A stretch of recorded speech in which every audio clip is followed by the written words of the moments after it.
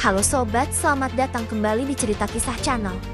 Pada kesempatan kali ini, saya akan membahas sebuah film yang berjudul The Gangster. The Tube the Devil.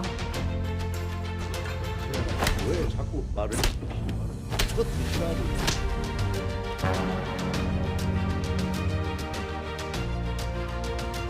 Di awal film, terlihat sebuah tabrakan kecil di jalanan yang sepi. Akibat tabrakan tersebut, pengendara dari masing-masing mobil pun keluar untuk menyelesaikan masalahnya. Namun, salah satu dari pengendara itu malah memotret mobilnya agar mendapatkan asuransi. Ketika dia lengah, orang yang menabraknya langsung menikamnya dari belakang dan membunuhnya di dalam mobil secara sadis.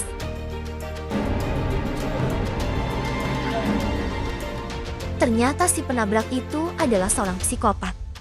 Dia bernama Kang Kyang.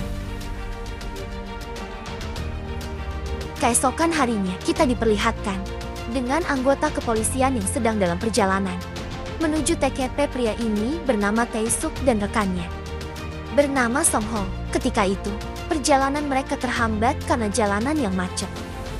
Bahkan bunyi dari sirine polisi yang terpasang di mobilnya tidak dipedulikan oleh pengendara lain. Karena kesal, Tae-suk melepas sirine dari mobil polisinya. Di sana mereka pun tidak sengaja melihat para gangster yang sedang berada di depan kasino. Di sini Tae-suk mulai membuat kekacauan karena para penjaga kasino menghalanginya untuk masuk ke dalam. 깡패 새끼들도 막 대한민국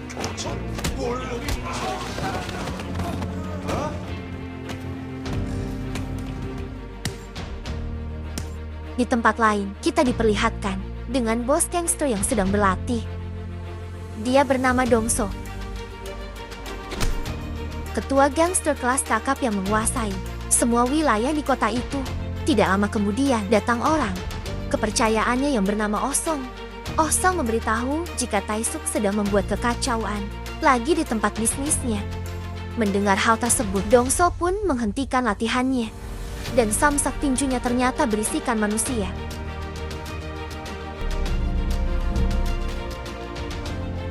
Sebelum pergi, Dongso menghubungi komandan kepolisian yang bernama Hobong. Di situ Dongso meminta Hobong untuk menghentikan Tae-suke yang sedang membuat kekacauan di tempat bisnisnya. Ternyata Dongso selalu menyuap Hobong agar tidak ada polisi yang berani mengganggu bisnisnya itu. Hobong pun langsung menghubungi Tae-suk agar pergi dari kasino milik Dongso dan segera menyelesaikan tugas penyelidikannya. Beberapa saat kemudian, Tae-suk telah sampai di TKP. Dalam penyelidikannya itu, Tae-suk melihat sebuah goresan di belakang mobil.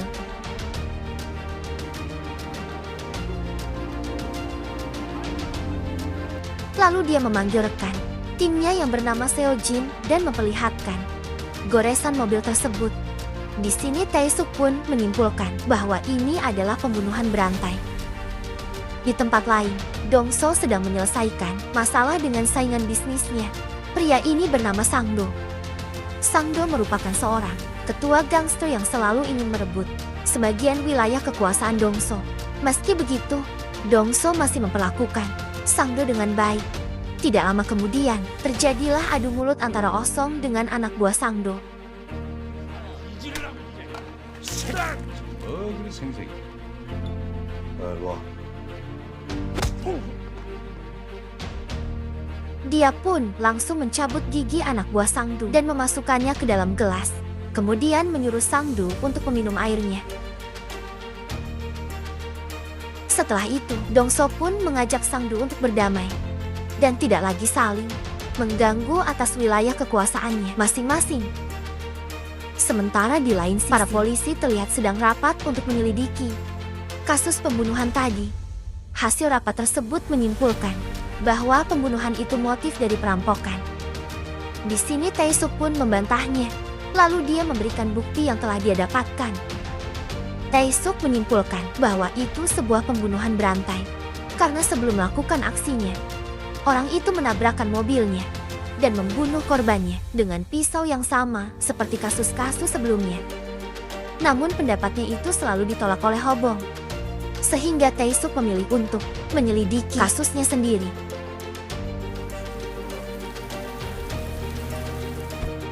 Di lain sisi, Dongso yang sedang berkendara pulang ke rumah. Di tengah perjalanan, tiba-tiba mobilnya ditabrak dari belakang.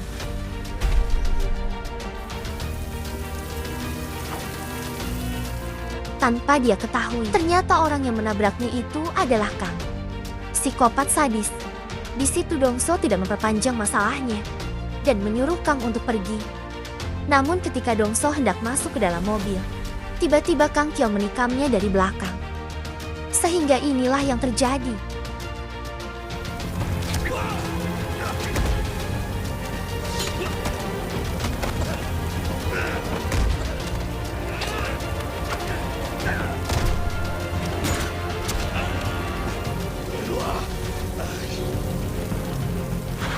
Pada akhirnya, Kang berhasil kabur dan langsung menabrak Dongso hingga pingsan.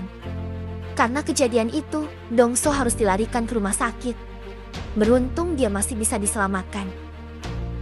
Bersamaan dengan itu, semua anak buah Dongso menyerang markas Sangdo karena mereka mencurigai Sangdo adalah otak dari penusukan bosnya.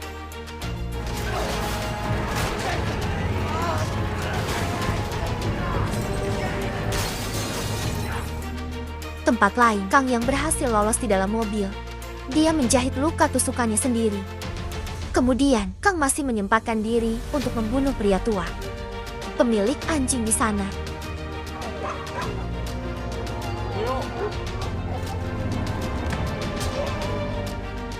Dongso yang telah sadar memanggil Ong Song. Dia pun memberitahu tentang penusukan itu bukanlah ulah Sangdo. Tidak lama kemudian, Taisuk datang untuk menjenguknya. Tetapi di sini dia malah mengejek Dongso karena hampir terbunuh. Hah. Setelah itu, Taisuk pun pergi dari sana dan mulai menyelidiki mobil Dongso. Di situ dia melihat goresan di belakang mobilnya, yang sama persis dengan kejadian pembunuhan sebelumnya. Kemudian dia melaporkannya kepada atasannya. Dan kini pendapatnya mulai diterima setelah mengetahui psikopat itu hampir membunuh Dongso. Di sini mereka berdua pun menyimpulkan bahwa ini adalah pembunuhan acak karena pelaku tidak melihat siapa korbannya. Dan berani-beraninya mencoba membunuh Dongso, bos gangster di wilayah itu. Kembali ke Dongso, saat dirinya sedang berada di rumah sakit, secara diam-diam Sangdo ternyata sudah mengambil sebagian wilayah kekuasaannya dan mengambil para investornya.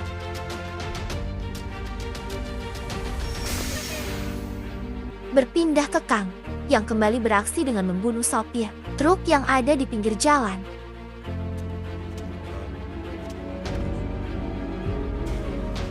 Lalu dia pun membawa kabur truk tersebut. Mengetahui adanya teman dari truk itu yang baru bangun tidur, tanpa pikir panjang, Kang langsung membunuhnya hingga pisaunya terjatuh ke jalan.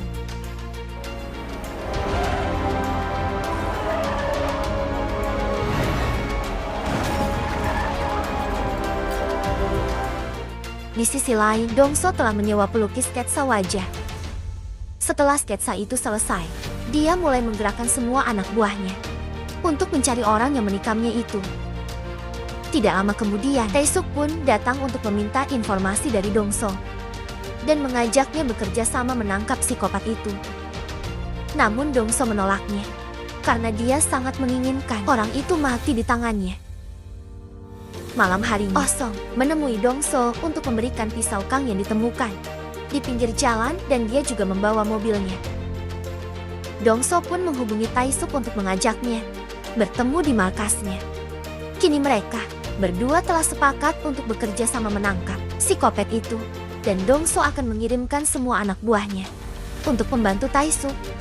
Di situ Taisuk juga mendapatkan sketsa wajah Kang Kyong. Sebelum memulai penyelidikannya, Dongso mengutus Osong untuk membunuh Sangdu terlebih dahulu karena telah mengambil wilayah dan investornya.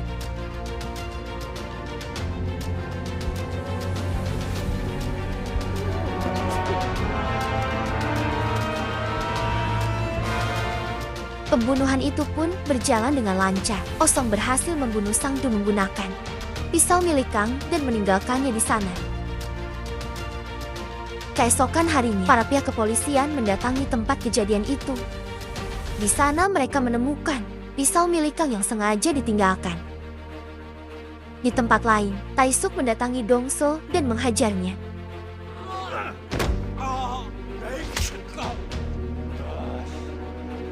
Ternyata Taisuk sudah mengetahui rencana Dongso untuk membunuh Sang Du. Dongso pun mengaku bahwa dia telah membunuh Sang Du. Mendengar hal tersebut, Taisuk berencana untuk menangkap Dongso. Setelah berhasil menyelesaikan kasus ini, kematian Sang Du telah membuat gempar di seluruh kota. Karena kepolisian yang tidak bisa memecahkan kasus pembunuhan berantai ini, sehingga para intel pun turun tangan untuk mengambil alih penyelidikan kasus ini. Malam harinya, Dongso dan anak buah datang ke tempat Sang Do untuk berbelasungkawa. Tanpa mereka ketahui, ternyata Kang berada di sana. Dan dia memberikan sebuah pesan kepada anak buah Sang Do, bahwa Dongso lah yang membunuh Sang Do menggunakan pisau miliknya. Keesokan harinya, saat Dongso dan Taisuk sedang mencari bukti di dalam mobil Kang, tiba-tiba semua anak buah Sang Do datang dan menyerang mereka berdua.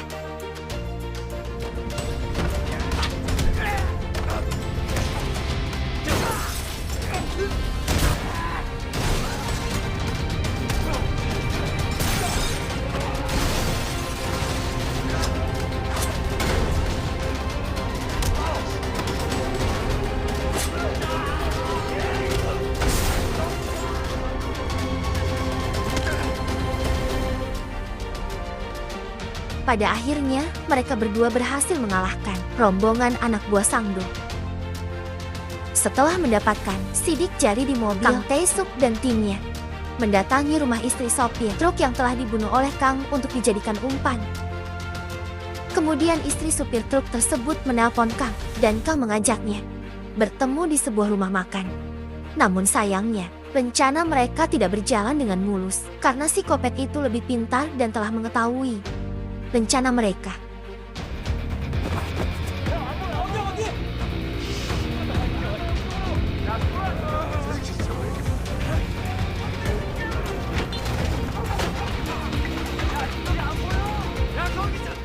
Dalam pengejaran ini, Kang berhasil lolos dari kejaran mereka.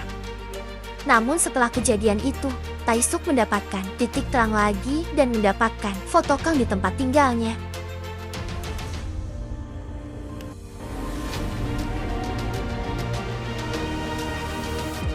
Di markas besarnya, Dongso mengumpulkan semua anak buahnya untuk mencari Kang hingga ke pelosok kota.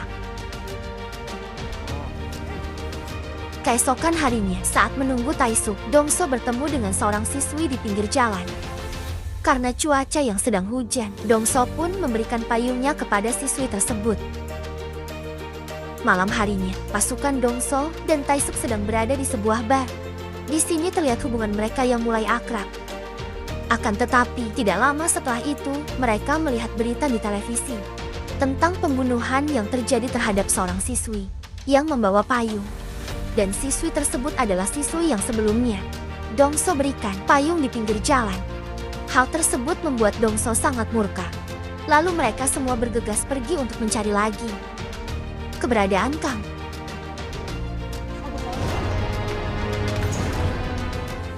Kemudian anak buah Dongso berhasil mengetahui tempat tinggal Kang, namun Kang tidak sedang berada di rumahnya. Mereka pun berencana untuk menunggu Kang dan mengepungnya.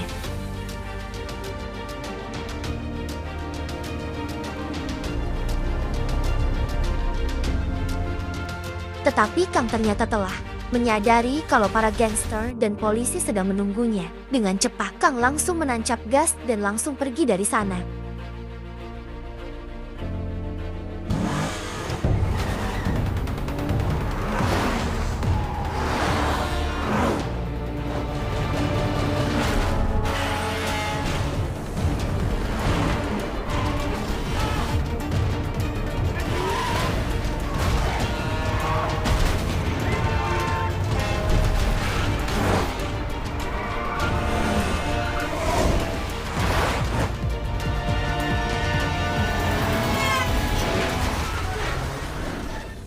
Pada akhirnya mobil mereka pun tabrakan.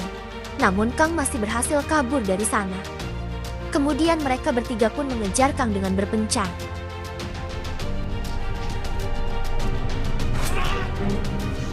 Stop, namun naas.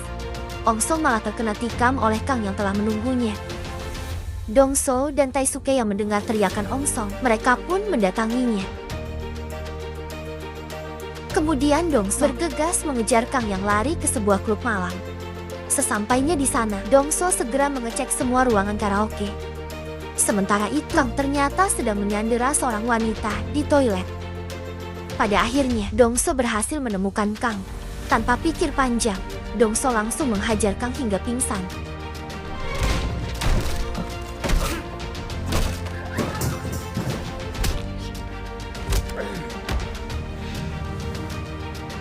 Setelah itu, dia menyeretnya ke sebuah gudang untuk disiksa.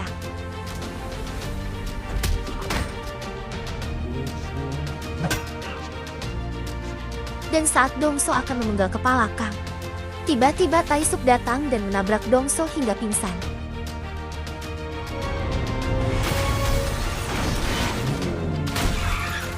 Ternyata Taisuk juga menginginkan Kang agar bisa diproses secara hukum demi kenaikan jabatannya. Setelah sebelumnya bekerja sama, Taisuk malah menangkap semua anak buah Dongso dan menutup bisnisnya dengan tuduhan kecurangan mesin kasino. Singkat cerita, di hari persidangan, Taisuk tidak mempunyai bukti yang kuat tentang pembunuhan berantai itu, dan hakim pun hampir membebaskan Kang di sini.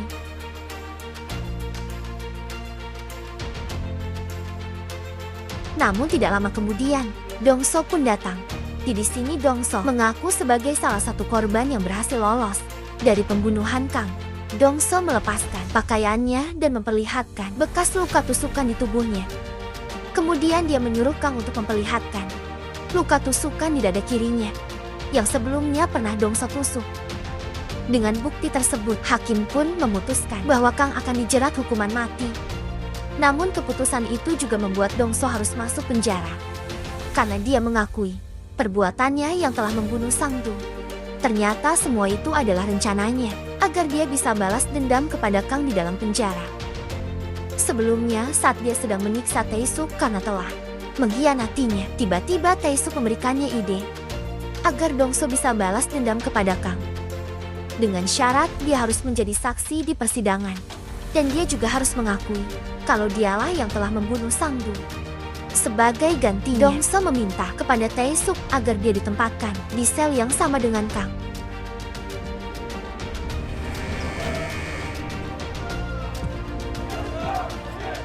Beberapa waktu kemudian, saat masuk penjara, terlihat Dongso yang tersenyum.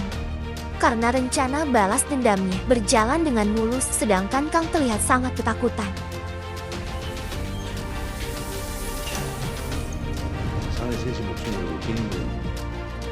Dan film pun berakhir. Oke sobat, terima kasih buat kalian yang sudah mengikuti alur film The Gangster The Chup.